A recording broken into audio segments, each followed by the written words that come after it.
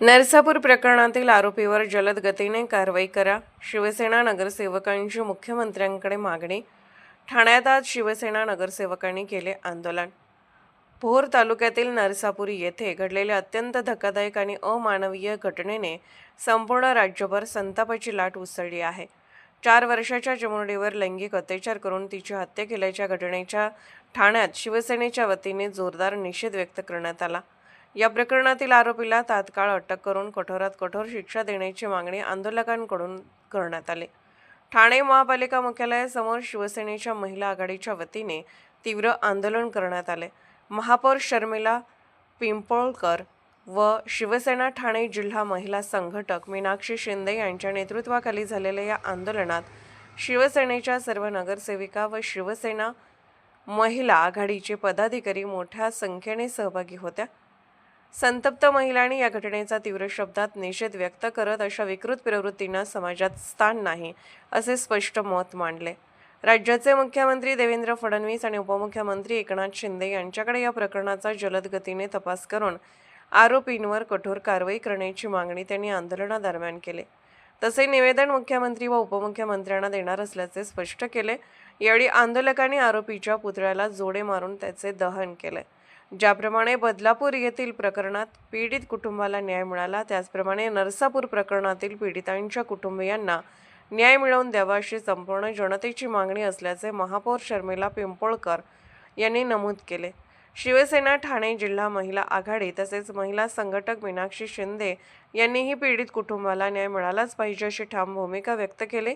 जर आरोपीवर लवकरात लवकर कारवाई झाली नाही तर आंदोलन अधिक तीव्र करण्यात येईल असा इशाराही त्यांनी यावेळी दिला. या घटनेमुळे समाजात भीतीचे वातावरण निर्माण झाले असून महिलांच्या सुरक्षिततेबाबत पुन्हा एकदा प्रश्नचिन्ह उपस्थित झाले आहे. नागरिकांनीही संताप व्यक्त करत दोषींना कठोर शिक्षा देण्याची मागणी केली. या आंदोलनात शिवसेना ठाणे उपजिल्हा प्रमुख वंदना डोंगरे, विभाग प्रमुख पूजा लोंढे, पूजा वाघ तसेच शिवसेनेचे सर्व नगरसेवक व महिला आघाडीचे पदाधिकारी मोठ्या संख्येने उपस्थित होत्या. आज महिला आघाडीच्या वतीने देखील आंदोलन जे आहे ते करण्यात येतं. खरं तर हा निषेध आंदोलन आज महिला आघाडीच्या वतीने आणि नगरसेवकांच्या वतीने करण्यात येतोय.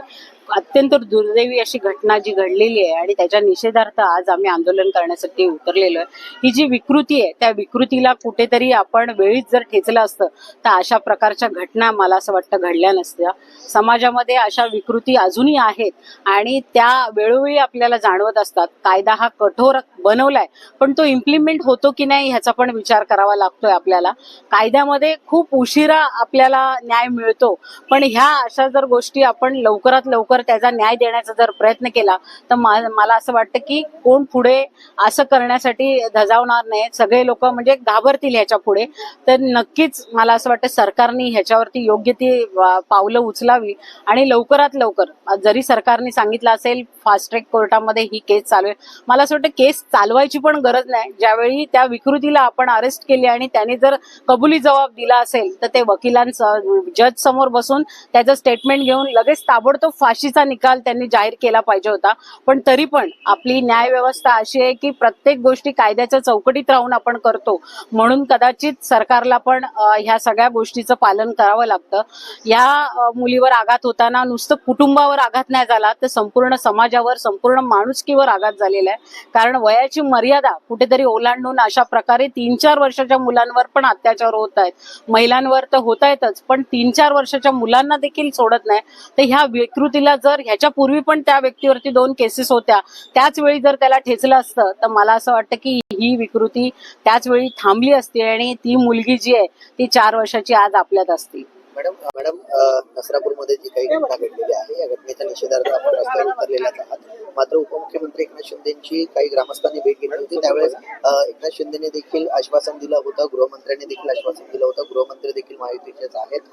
मात्र आता महिलांना रस्त्यावर उतरावं लागतं. नसरापूर येथे ज्या 4 वर्षीय मुलीवर, चिमुकलीवर जो अत्याचार करून तिचा दुर्दैवी असा हत्या केली आहे, अशा ह्या विकृतीला, या माणसाला खरं तर त्यावेळेलाच फाशी दिली गेली पाहिजे होती. ज्या वेळेला मला वाटतं बदलापूर येथे अशी घटना आपले उपमुख्यमंत्री एकनाथजी शिंदे साहेब जेव्हा मुख्यमंत्री होते, मला वाटतं ही घटना क्षणिक त्यावेळेला फाशी देण्यात आली होती आणि हे योग्य ते निर्णय खरं तर त्या वेळेला झाले पाहिजे होते की महिलांवरचे अत्याचार होतच आहेत आणि म्हणून मला वाटतं घटनेमध्ये, राज्यघटनेमध्ये आणि कायद्यामध्ये अशा काहीतरी इम्प्लिमेंट झाली पाहिजे आणि त्याच्यामध्ये त्वरित त्या विकृतीला फाशी देण्याचा निर्णय खरं तर सरकारने घेतला पाहिजे होता. आज ठाणे महानगरपालिकेच्या बाहेर आम्ही सर्व, माझी महापौर, मी महापौर, आपल्या सर्व नगरसेविका, सर्व महिला आघाडी, आम्ही यांनी जाहीर निषेध इथे नोंदवला आहे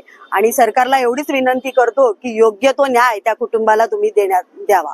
मॅडम, याआधी देखील अशा प्रकारची आंदोलनं शिवसेना महिला आघाडीच्या वतीने घेण्यात आली होती. घरात बाबा असेल, बंधू बाबा, आणि आता हे जे प्रकरण आहे. मात्र ऋषिकेश वैद्य जे काही यापूर्वी जे प्रकरण घडलं, महिलांचा अत्याचार असेल किंवा मनोहर मामा यांसारखे बंधू बाबा जे आहेत यांच्या विरोधात कुठेतरी आंदोलन केली जात नाहीत असा आरोप विरोधकांकडून केला जातो. मला असं वाटतं की बराच समाज, आपला देश मला वाटतं सुशिक्षित आहे आणि किती बाबांकडे जायचं आणि बंधू बाबांकडे जायचं याच्याकडे प्रत्येकाने आपल्या आपल्या पद्धतीने बघितलं पाहिजे. पण हे बघताना सुद्धा की समोरची व्यक्ती कशी असते हे आपल्याला दिसून येत नाही, कारण जेव्हा प्रवृत्ती समोर येते काही कालांतराने त्याच्यानंतर त्याच्यामधला विकृतीपणा आपल्याला दिसून येतो. पण मला एवढंच म्हणायचंय की प्रत्येक माणूस जेव्हा वावरतो तेव्हा त्यावेळेला कुठल्या बाबाकडे, बंधू बाबाकडे जावं की नाही जावं हा त्यांचा स्वतःचा मत आहे.